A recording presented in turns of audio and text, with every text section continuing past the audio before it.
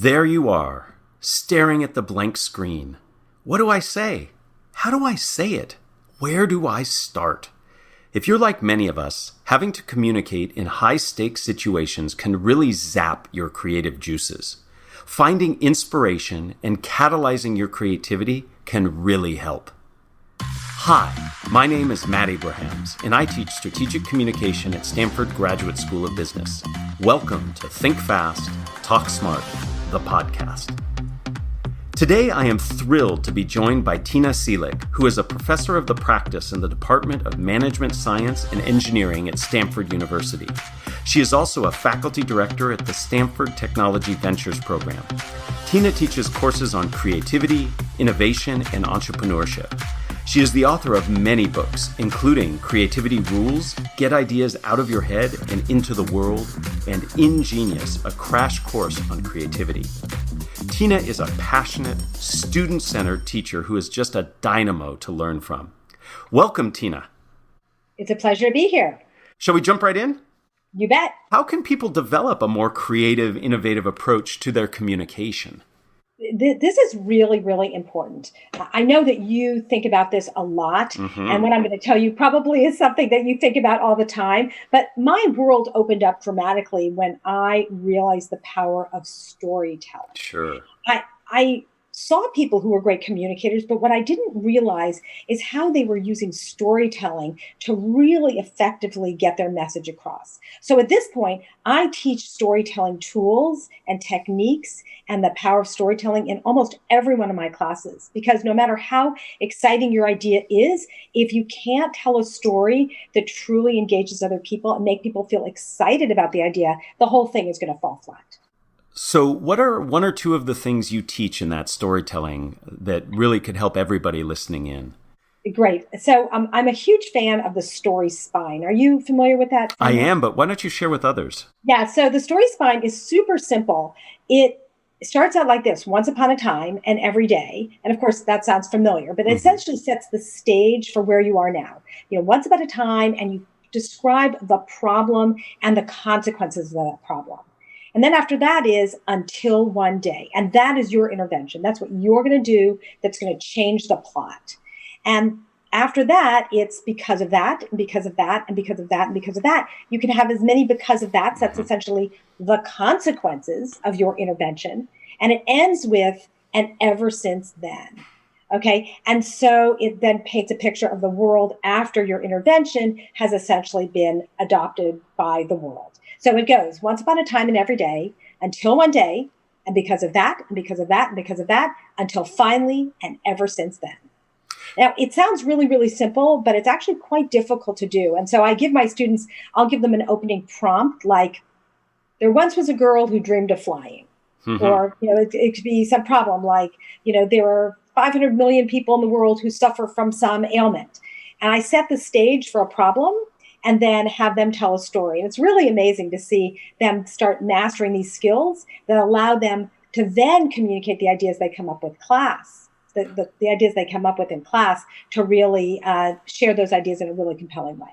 I really like leveraging the story spine in that way. I use the story spine as an example of the power of structure in communication in general. And what's so cool about the story spine is that it really invites that creativity from the get-go, and it requires you to really stay focused on your audience and their needs.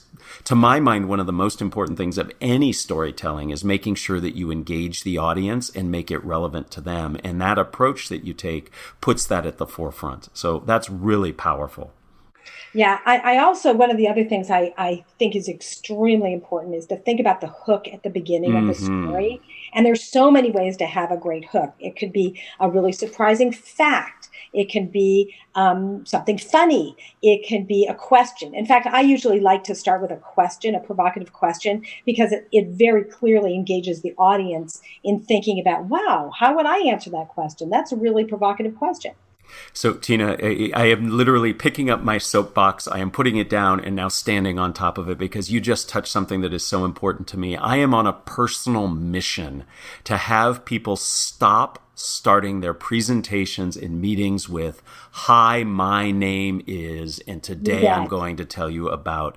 That is so banal, so boring. And what you just mentioned about how to start in a provocative, engaging way can dramatically change an interaction, a communication, and it certainly helps in storytelling. So thank you for giving me an opportunity to share that we have to change the way we start, because it puts people in a position of passiveness and disengagement if we don't do it right. I completely agree. In fact, here's a fun thing that you might want to try in your classes as well. Just a couple of years ago, we started a new program, and the students would go around the room and introduce themselves. And they do this like, "I'm Joe Schmo, and I study this, and my research is that," and everybody's, snoring. So we switched around. One of the students started using a different framework, and it caught on. And this is the framework. She started out saying, "Imagine a world where," and then she would talk about, "Imagine a world where we travel to space as frequently as we get on an airplane." And then she'd say, "And my name is so-and-so, and this is what I'm excited about, and this is what I'm studying that's going to help me get there." And so we now do that in all the introductions.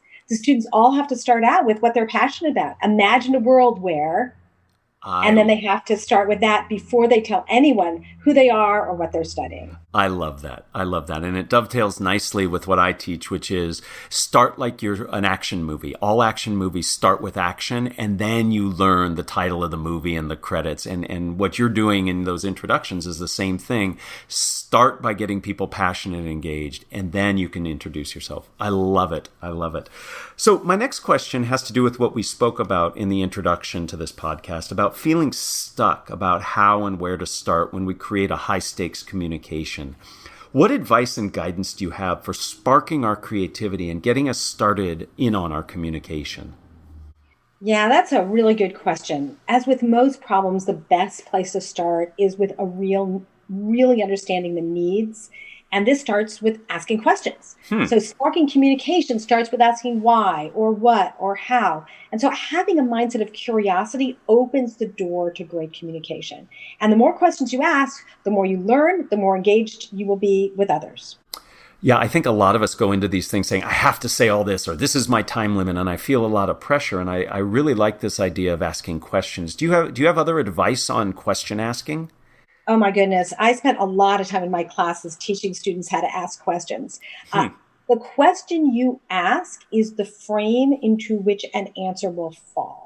And this might sound like, what are you talking about? But I can give you some really interesting examples that hopefully will just like blow your mind and make you realize how powerful this is. I would love for you to do that. I'd love to hear some examples, because that statement about the frame sounds very Zen-like. So I'd love to hear what it means. It is actually. It's so core to everything we do. I can give you several examples. In fact, let's start with a simple example. Okay, I could ask you to build a bridge, and you can go off and build that bridge. Mm-hmm.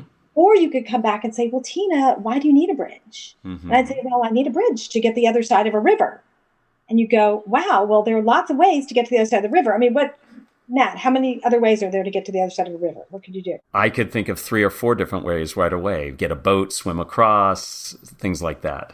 Right, exactly. A tunnel, a hot air balloon, all sorts of ways to get across. So if I ask a question, do you want to, how to get across the river, it's a really different solution set than how do you build a bridge.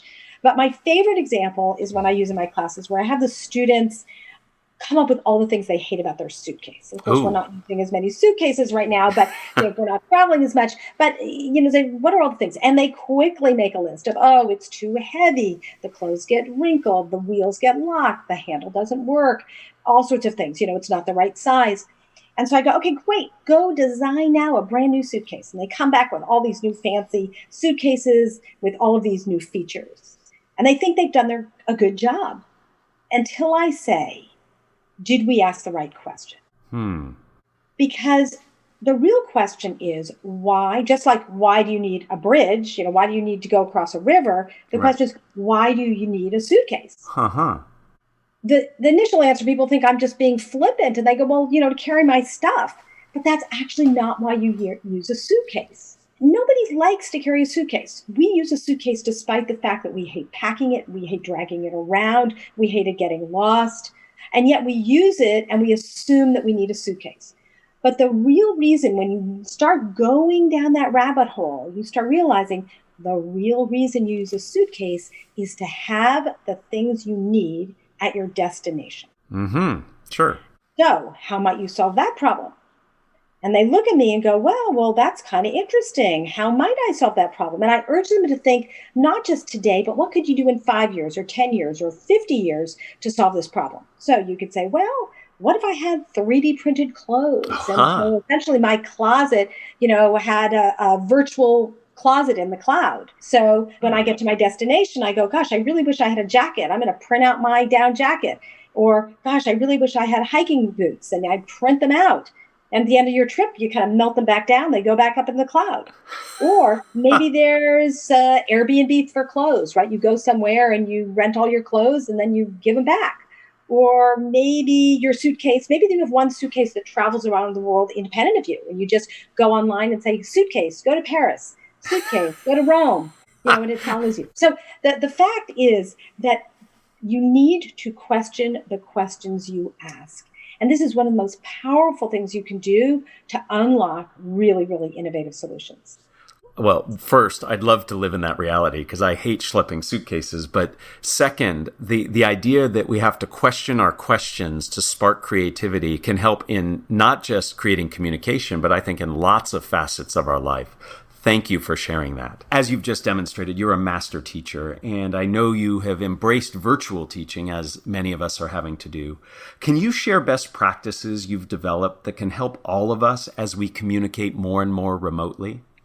You bet. I think about this a lot. It is a really different learning environment, and a virtual classroom is quite different than an in-person class. Mm-hmm. I'm trying to figure out, how do I make that experience as powerful as possible for the students? And one of the first things you have to think about is setting the stage, right? And when you go into a classroom, and it's one of the reasons I teach at the D School, is that the space is so great and I can set the stage for a class. But since I can't do that online, how can I set the stage? And so I do it in a number of different ways. One is I always start my classes off playing music. And I play some upbeat music so that everyone starts out actually sort of like dancing. Everyone's bopping around before we start the class. It sets the stage. It sort of allows us to know we're now moving into the classroom, and then we turn off the music, we start. The other thing is I often have the students, we all decide where we're going to go. They're like, okay, this week we're going to meet in Antarctica. And everybody changes their backdrop to a picture from Antarctica. Yeah. Or we're going to go to New Zealand. And so there's just a fun way of getting everyone in the space, and you sort of set the stage, the fact that you're together, you've all had listened to the same music, you have the same background, and you're now ready to dive in. Also, I think it's really important to change up activities really quickly. Like every 10 to 15 minutes, I almost feel it's almost like Sesame Street. Every 10 to 15 minutes, you need to change, watching a video to doing an activity to breaking into small groups. Folks get bored looking at a screen if things are static. So you need to plan a lot in advance. I view myself as more of a producer when I'm planning an online class. There's a tremendous amount of thought that goes into essentially scripting the whole experience. So the point about setting atmosphere up front, I think can make a really big difference. You're doing it with music and common backgrounds, but just taking time to think about how do we set the tone for what we want this communication experience to be like is really important. And your colleague, Bob Sutton, and I talked very similarly about switching things up every 10 to 15 minutes, and that's really important. And that notion you mentioned actually was just something I highlighted recently when I was asked about teaching and presenting virtually, and that notion of being a producer. So we often think, hey, I just have to focus on my meeting contribution or the agenda or my presentation. But when you're presenting virtually, you have to have this other task to focus on, which is the production aspect, the timing of it. When do I do things? Do I have things lined up? So it can be an added burden, but if done well, it can really change the engagement, and the whole interaction can be much more powerful and memorable. Exactly. One of the other things I do is I always have a check-in with the students. And it's interesting. I used to do it in my classes where we'd stand in a big circle and everybody would say a sentence about what's going on in their life. And it might be, oh, I'm going to go to Yosemite this weekend, or I've got a big exam after this, or I just have a job interview, whatever it is. But guess what? I can do this now on a Zoom whiteboard, and it happens really efficiently. Everyone can kind of populate it. I can ask a different question like, what are you looking forward to? Or what's your best quarantine treat? And people will quickly populate it, and you get this wonderful snapshot of where everyone in the class is at the moment. I again, it's bringing people into the room, setting the tone and the mood. Exactly. And you and I were talking about, just before we started recording this podcast, this notion that people are so focused on the deficiencies and the things we're missing in the virtual environment, when in fact there are some things that can actually help. And that notion of using a tool like a whiteboard that's collaborative is something that would be really hard to do in person, yet virtually we can do it. So taking time to embrace what this environment can allow us to do, I think, is also very important. I couldn't agree more. There are some things that actually work much better online than they do in person. And of course, there's some things that have been, sacrificed, but to look at the things that work well as opposed to things that don't. Absolutely. You have had amazing opportunities to interview and work with lots of entrepreneurs. Do you have any key insights or takeaways that you've gleaned over the years that you could share with us that we could benefit from? Oh, sure. There are so many. One that comes to mind is that failure is a normal part of the entrepreneurial journey. Mm-hmm. And that if you're doing something that's really innovative, really hard, that no one's done before, there are bound to be false starts and missteps. So you need to be prepared for setbacks, and you need to think of failure as an opportunity to redirect your energy and attention. And that's really important, is having a mindset of resilience and bouncing back. Another one is, in the end, all you have is your reputation.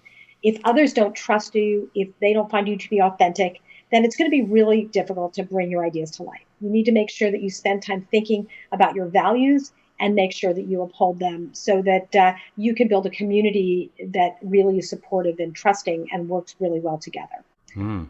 And my favorite lesson is that there is a huge benefit in seeing problems as opportunities. And with that mindset, the world is opportunity rich. It's full of possibility.